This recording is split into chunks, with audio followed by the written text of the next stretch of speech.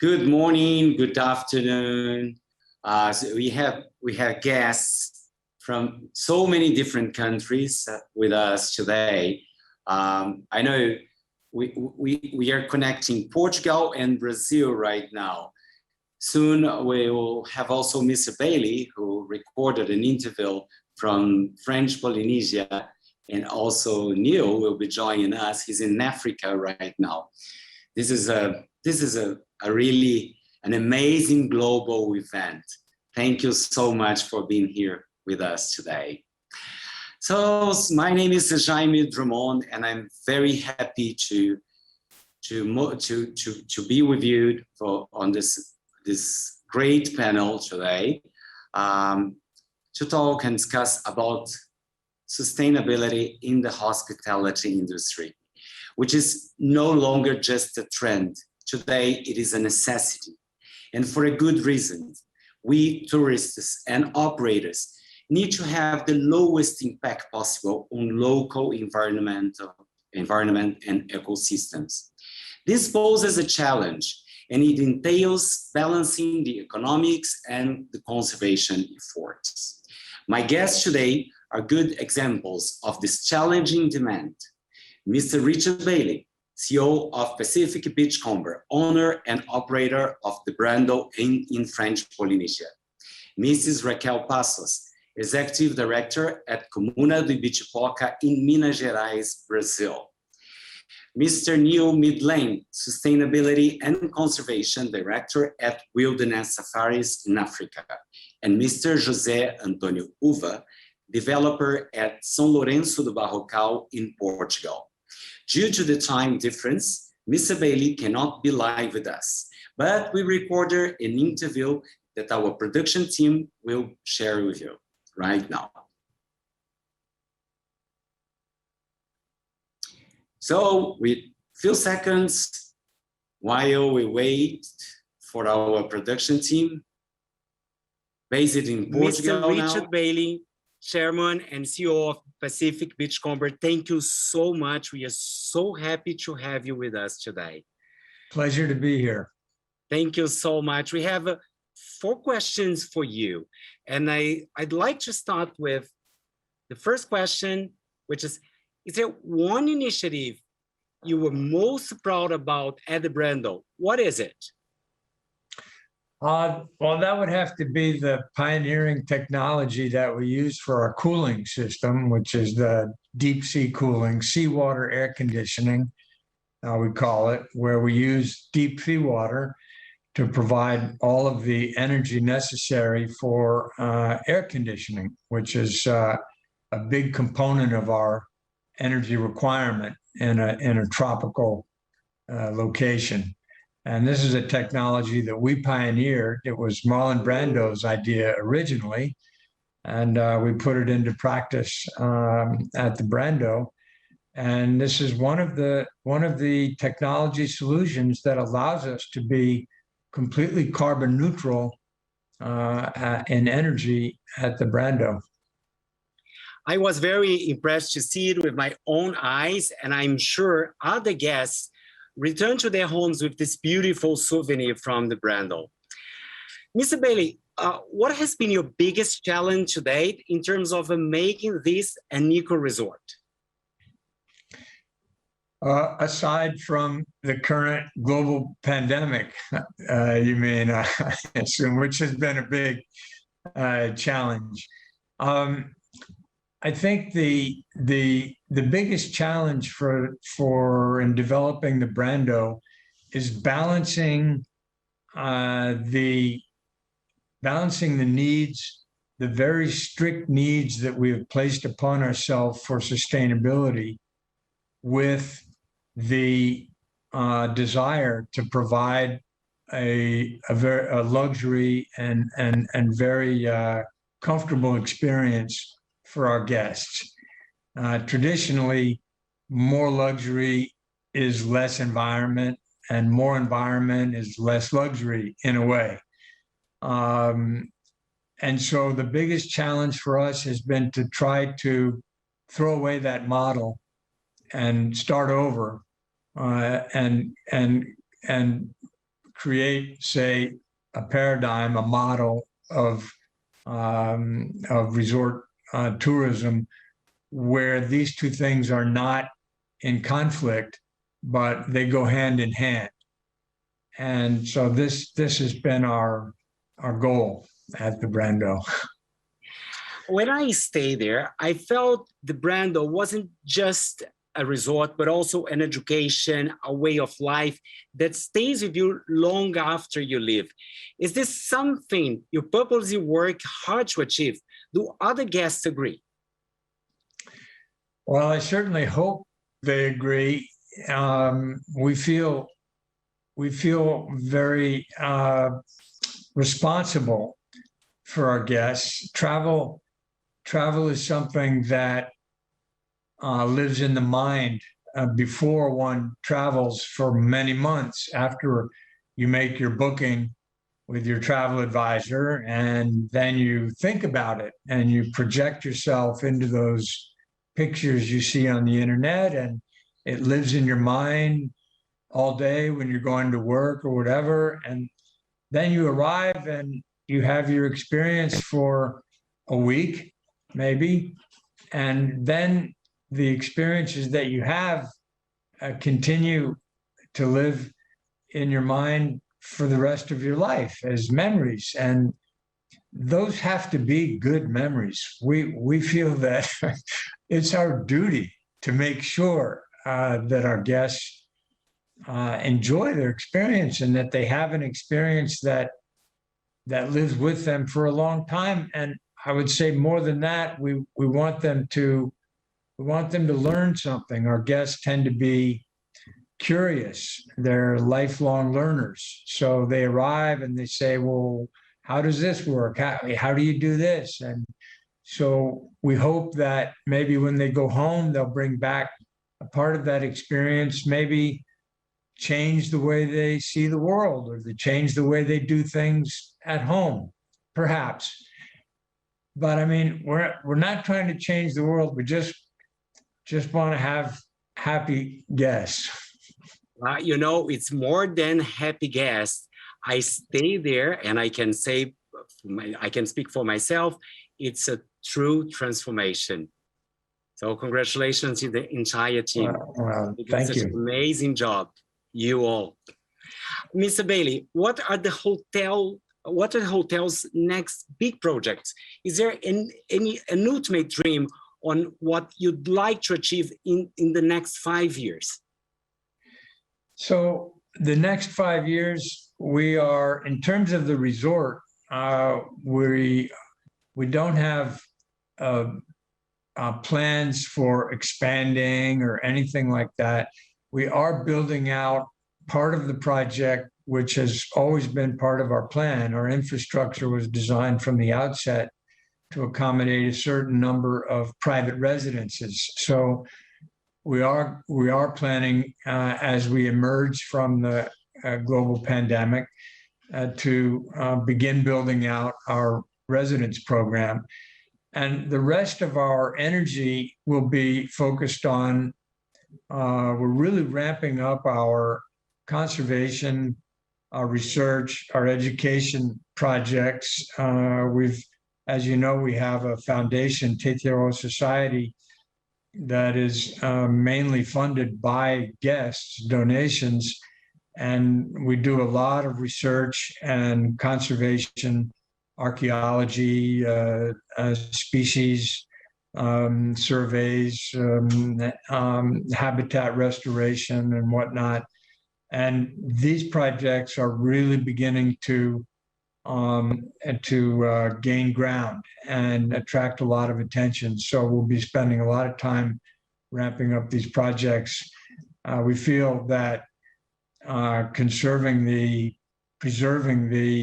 authenticity of the Polynesian culture and natural beauty of our island is key to our guest experience, and so we're spending a lot of time and energy on those projects. I received today an email from Techaroa Society from the Brando sharing the latest report. And this is very nice. So we always stay in touch and we know what you do after when we're home. So we can always think about paradise, and we, even if we are in the other so far like Brazil, as I am now, we keep learning from you.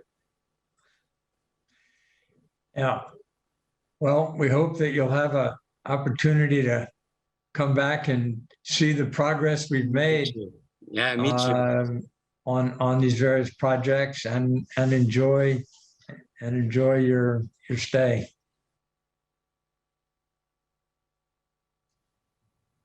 Oh, thank you so much, Mr. Bailey. Now we travel from French Polynesia directly to Brazil to be with Mrs. Raquel Pazos, Executive Director at Comuna do Ibitipoca in Minas Gerais, Brazil. What a beautiful place. I'm not far from you, you know. I'm in Belo Horizonte now. Yeah. Raquel, thank you so much for being with us. I have a few questions for you. First one is, the Comuna do Ibitipoca is much more than a hotel. It is positioned as a social environmental initiative. It is a pioneer project in Brazil, right? Yes, Jayme, thank you. I'm so happy to be here with you. And Comuna, yes. The Comuna started 40 years ago with the dream of contributing to the planet with environment project. But soon after it realized that there is not environment without social and vice versa. And being able to contribute to the sustainable development of local communities become a priority, as well as rewilding. And nowadays we dedicate 99% of our total area to the rewilding process, and invest in reforestation projects with animals from the Atlantic forest that are in danger of extinction, such as muriqui is the largest primate in the America, guaraú, jaguar, jaguatirica, tapir, and then any others. And in small scale tourism came as an alternative to generate income for the local community. Almost 100% of the employees in the Comuna is local. We encourage local entrepreneurship and buying local products. This is good for everyone, drives the economy, reduces the carbon footprint, and brings freshness to the food offered in our restaurant.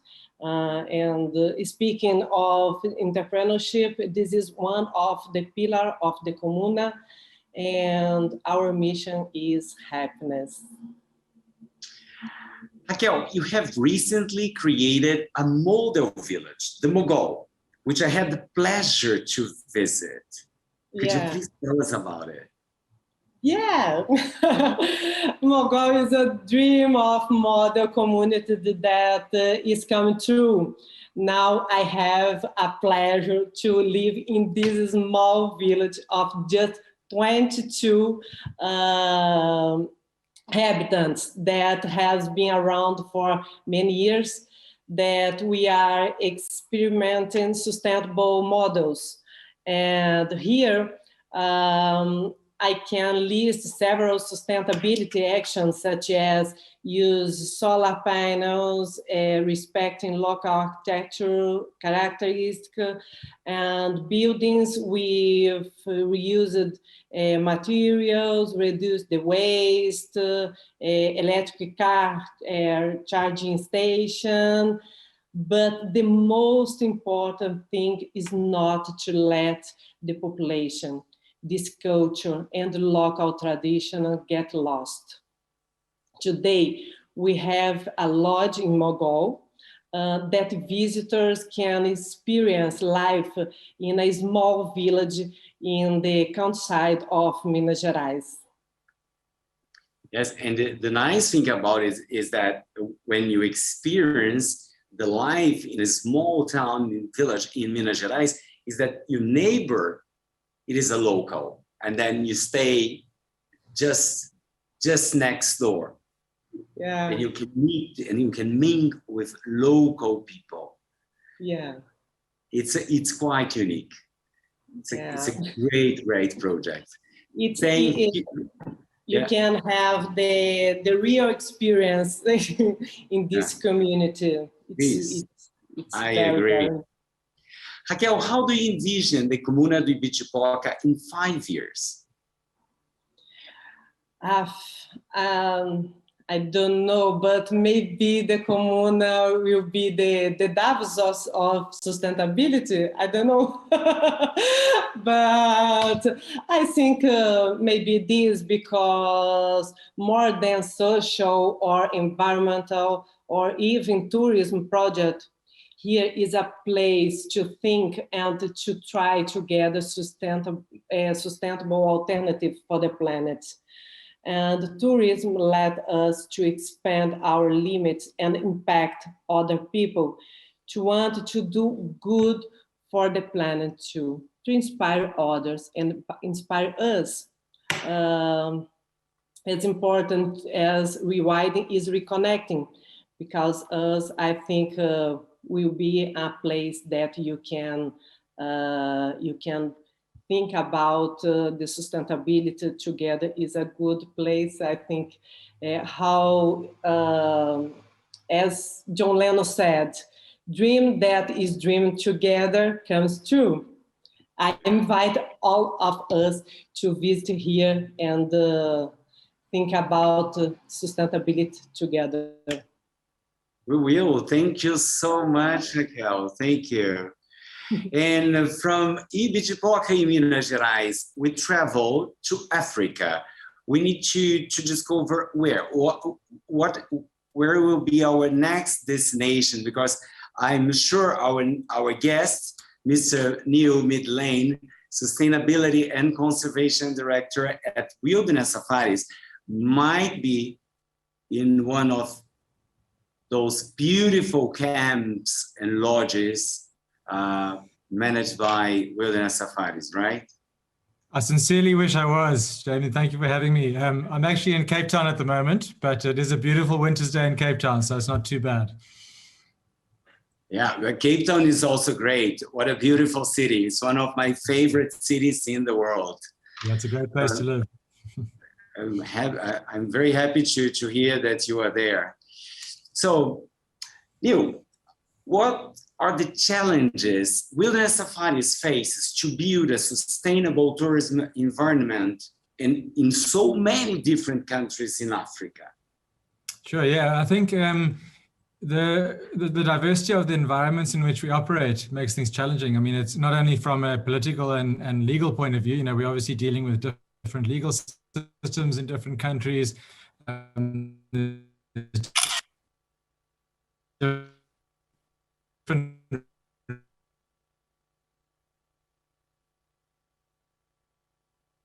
you hear me? In protected areas.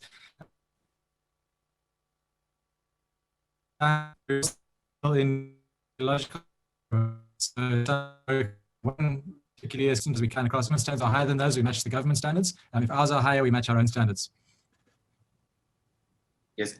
Can you hear me? I think the connection is not very good.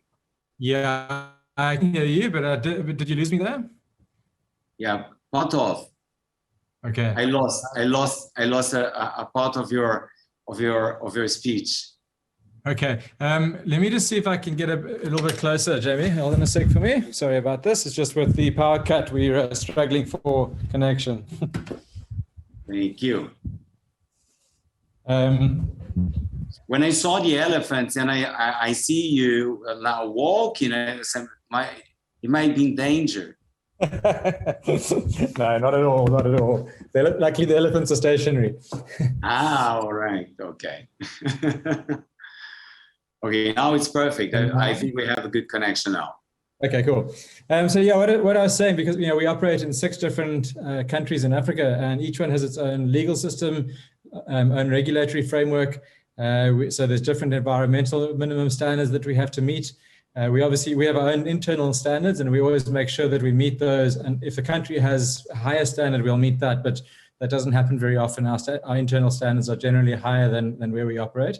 Then we also face the challenge of working in different kinds of environments. Everything from the desert in Namibia to the middle of a wetland delta in Botswana, and through to a high altitude rainforest, volcanoes in Rwanda. So something, an element of a sustainability framework or a lodge framework that works in the desert might not work at all in Rwanda, for example. So we're always kind of looking for best practice, but we have to adapt in the different places that we're working. It might be a challenge for you to set standards, right? Yes. Especially when you have a brand and you have guests coming with expectations. Indeed, yeah, and and obviously something that's very important, and Raquel spoke about it, is local procurement. And somewhere like Rwanda, we are based very close to some communities in a very fertile area who are able to grow amazing fresh produce for us. In the desert in Namibia, that's not the case. So it's all those kind of things come into play for sure. Yeah. Some of your lodges and camps have been listed amongst the best hotels in the world.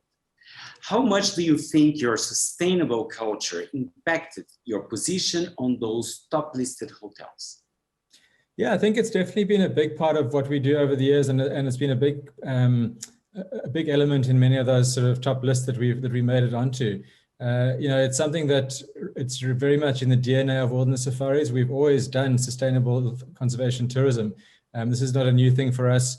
In fact, it feels like it's now kind of best practice minimum standards for us is all these sustainability initiatives that are spoken about so broadly these days as kind of pioneering and new things being done. We've been doing for 15 years, but so there's absolutely no doubt that that it plays a big part in getting those kind of recognition from people. What we have found is historically for guests traveling with us, it's not necessarily the prime reason that they come to us in the first place. So often it's just because they recognize these are the best destinations to see the wildlife that they want to see, and that's why they'll travel with it for the first time. But their repeat travel is often linked to the fact that they realize how much good is being done, that it is a sustainable operation, that the impact's all positive. So it's a very important part of repeat business as well. I had the chance, of course, I've been to some of your camps and lodges in countries such as Botswana and Namibia. And when I was there, I learned about your amazing Children in the Wilderness program. Could you please tell us about this amazing initiative? Yeah, sure. So Children in the Wilderness started just over 20 years ago. And it came off the basis of the realization that for people particularly people living in rural areas who often don't have a really high quality of education, for them to understand their importance of their natural environment and looking after it, we would have to provide the information and help educate kids, particularly in those areas, about the impact that people can have on the environment and how to look after it. So Children in the Wilderness started off with bringing kids from rural villages into our camps. So once a year, a whole selection of camps would close for a week, and we'd bring a group of children in, be facilitated by our staff, and they'd go through a whole program of obviously a lot of fun because they're kids, but also just learning through playing games. They'd go out on game drives, they'd get to experience all the different elements of the wild. The program then evolved, and we now run what we call eco schools, eco clubs, so in schools. We've got about almost 3,500 kids who on a weekly basis across our regions are attending these eco clubs. That's in the junior schools. In the high school, we have, it's called the YES program, the Youth Environmental Stewardship Program, which is on a similar basis. It's also an education program for kids who are interested. And we also run scholarships. So we have a program where about 600 kids a year are on scholarships. We've got very good data to show that one of the biggest drivers of support for conservation and conservation tourism is level of education. The more educated people are, the more supportive they are of what we do and what we're trying to achieve. So that's, yeah, in a nutshell, that's what Children in the Wilderness does.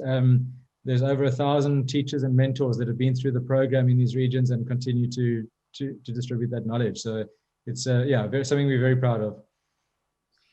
And Neil, how do you see wilderness safaris in 5 years? We have got a very ambitious plan to double the amount of land that is under our influence for conservation tourism. So at the moment, that sits at about 2.3 million hectares, all of which is in Africa. And we're looking to double that. So not just in Africa, we're looking further afield as well. So we are on I sit on the team that's looking at conservation tourism investment opportunities. And we're looking to export this model that's been really successful in Africa to other countries around the world, but also to other parts of Africa where, for various reasons, conservation tourism hasn't really taken off yet. So, yeah, we've got very, very exciting plans to grow the business and grow our impact. Well done. And thank you so much, Neil, to be here with us, sharing all these amazing projects. I'm a big fan of wilderness safaris. Thank you very much. We hope to see you soon, and everybody else who's chatting here. Thank you. Thank you Thanks so much. So now we travel from Cape Town, what a beautiful city, to Portugal, to meet Mr. José António Uva, developer at São Lourenço do Barrocal. Mr. José António Uva, how are you? Very good, thank you. How are you? How's things in Brazil? Yes, all good here. And it's so funny because we're talking in English, right? And, and we can understand each other. There's no Portuguese language in this transmission today. So, José António, what is sustainability for Barrocal, and what does it mean in the specific context of a hospitality project? Well, for us, we're very fortunate because we live in an area that's about a third of Portugal, which is the Alentejo, which has a sense of place that is very, very interesting, following an enormous influence from Mediterranean culture and the Atlantic coasts and the tradition that Portugal has over the Atlantic. So that brought on a series of traditions, the vernacular architecture, the food, our production, also the crafts, all things that have never been industrialized and that are still very much handmade, and that bring a value of sustainability to this region, which is not very well known yet across the world because it only has about 4 to 5% of the country's population. So you see, it's a third of the surface, but only about 5% of the population. So that was 20 years ago when we started this project, sort of the insights. There is surely an amazing story to be told about this region. And so for us, especially in our particular case, we have a farm that is now 200 years old in the same family. So I'm the 8th generation of this family owning this farm. And we had a tradition of doing produce for a long time. And so for several reasons, when I arrived to the Alentejo in 2002, the property was derelict. And so it took a long, long time to refurbish not only the farm buildings, but all of the activities, you know, the grapes for the wine, the olives for the olive oil, the meat for the animals to produce beef, and all of the other activities, cereals, fruits, vegetables, etc. And also the angle of sort of suiting these farm buildings, 200-year-old farm buildings, into an hospitality project. And so that took a long time. That took about 14 years, all in all, from 2002 to 2016 when the hotel opened. And now it's been open for 5 years. We have over 100 people working at the farm, both in farming and in hospitality. The great majority, over 95% of them local. And it's been sort of a beginning of a new journey in terms of giving and bringing life to a property that's been here for a long, long time, but now in the context of service culture, of welcoming people, and lasting that newfound life of the property into today's world. And what is the relevance of the Alquiva Dam for a project like Barrocal that combines hospitality with farming, and as a factor that contributes to the creation of a travel destination?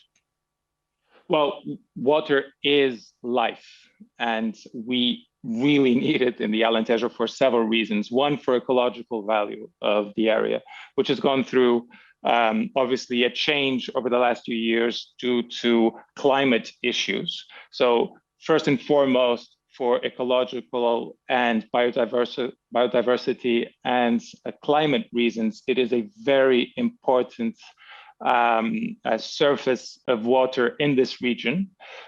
Also for sustainability, because of farming, because of offering land, water to the local community, and for energy, because it does produce almost a self-sustained amount of energy for the community in the region due to the hydraulic unit that you have at the dam. And what is the impact of sustainability in the process of choosing a holiday destination or a hotel to stay in? Especially for European travelers. They think of Portugal, they think of nature, of course, of gastronomy, wines. They think also about the coast, because there is a beautiful coast. What is the impact of sustainability in this process? Well, what I think is so interesting about the conversations we've had in this panel is that what I think everyone sort of answered previously was, how is sustainability truly lived in each of these regions, be it in the Pacific, in Brazil, in Africa, and how is local culture valued? And so these are the two questions that we, as people working in hospitality, have to answer every day with full transparency and honesty. This is the basic principles of doing hospitality today. And so that's exactly what we're trying to do, is living by those principles on a day-to-day basis. And for us specifically, sustainability is the sense of place, is what we know and understand of Alentejo, and how we create the narrative for people to experience that sense of place, the culture, on a daily basis, be it in a walk with an archaeologist to see the influence of 7,000 years of history in this place, or be it in a more experiencing the wine, or experiencing the dark sky with an astronomer in the evening, and having the luxury of seeing a beautiful star-full sky. So these sense of understanding what is your place and how do you create the story of your place by showing the best that this place has in full transparency and in full honesty to the people that are visiting, I think, are the fundamental issues. Wonderful. My friends, we still have a few minutes, so I'd like you maybe to, if you have questions, questions you'd like to ask, maybe to another hotel. So please feel free to ask your questions or comments, make your comments. We still have a few minutes. We still have 6 minutes. Neil, I'll start with you. I'm heading out to South Africa in October. Great. So I'm surely going to visit one of your places. So I'll definitely get in contact. And my question is, obviously, how exactly our role is as visitors. How should we prepare, to such a visit, because it is for us is an experience of wilderness that we haven't had before. So my question to you is, what do you recommend that we sort of research and get ready for of having this for the first time in our lives? Sure, yeah. So I'm very excited to hear you coming out. I think there's a few elements. So the first is to make sure that the people that you travel with and that you stay with and that you make your bookings with are doing really good work and are honest and transparent about it. You spoke about it, about your own property there as well. And there's a lot of stuff that goes on, and a lot of people talk about things that aren't really as well done as they're meant to be. So make sure you're supporting people who are doing good work. And then I think the second key for me, and it's probably a luxury that we have living here, but I think it's so fundamental to understanding what Africa has to offer, particularly in the safari and wilderness space, is don't try and see too many destinations in one trip. Rather spend more time at fewer destinations, enjoy it more, immerse yourself more in it, have the opportunity to spend time in the camp and just absorb the environment that you're in. As you say, until you get to these places, there's nothing that comes really close to it in terms of being exposed to a raw wildlife and wilderness experience. And it's far more, I think it's just far more impactful if you spend less time jumping from camp to camp in aircraft and more time in a camp itself and getting to know the people and what's around. And that would be my biggest advice, I think. Thank you. And I think that holds particularly now with COVID. People traditionally with us, they would come and they might visit at least two different countries. But now with all the testing and stuff that has to happen, that people are reducing the number of places they go to. And I think it's a good thing for the safari experience in many ways.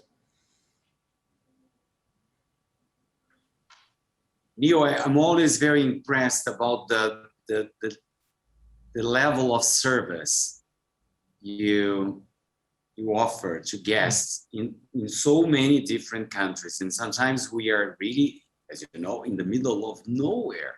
Yes. And you can have like a service that it's like crazy. It's unbelievable. Precise, but at the same time, people are very kind, and everything works so perfectly, like in Botswana or Namibia. This is also a challenge, isn't it? Because when we know how a hotel operates, it doesn't come doesn't appear from not at all. from the sky, right? Yeah. I think I think the first key element is that the people who work for us in these camps, they have a natural warmth and hospitality embedded in themselves and in their culture so that doesn't need to be taught. That's there, and that's what these people are about. So that that ticks a huge box. And from there, it's just more the technical side of teaching people how to provide a service at the highest level. And people are proud of the camps they work in. They're proud of the good conservation work that comes out of them. They're proud of what it means to their community to have these camps. And because of that, they take pride in what they do, and they try and do it to the very best level that they can. And I think that really comes through. It's something that I experience every time I go to one of our camps, even as a staff member. You get that same warmth and service and hospitality that our guests get. It is great. All of you provide, it's more than a hospitality experience, but it's a true transformation for me. Same, I promise I'll go to Barrocal as soon as I can. I still haven't been there, but I've been to wilderness safaris, to Comuna de Ibitipoca, and to the Brando, and I have this feeling of a transformation.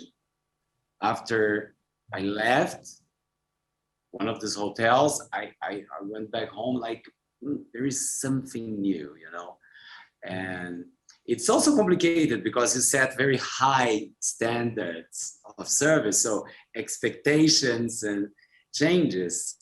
But it's you all do such an amazing job, you and your team.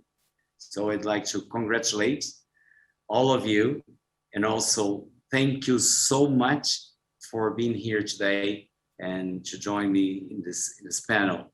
And we hope that we have the chance to see each other again in Brazil, in Africa, in Portugal, in French Polynesia, or anywhere else in the world. Sounds amazing. Thank you so much, my friends. Thank you, Thank everybody.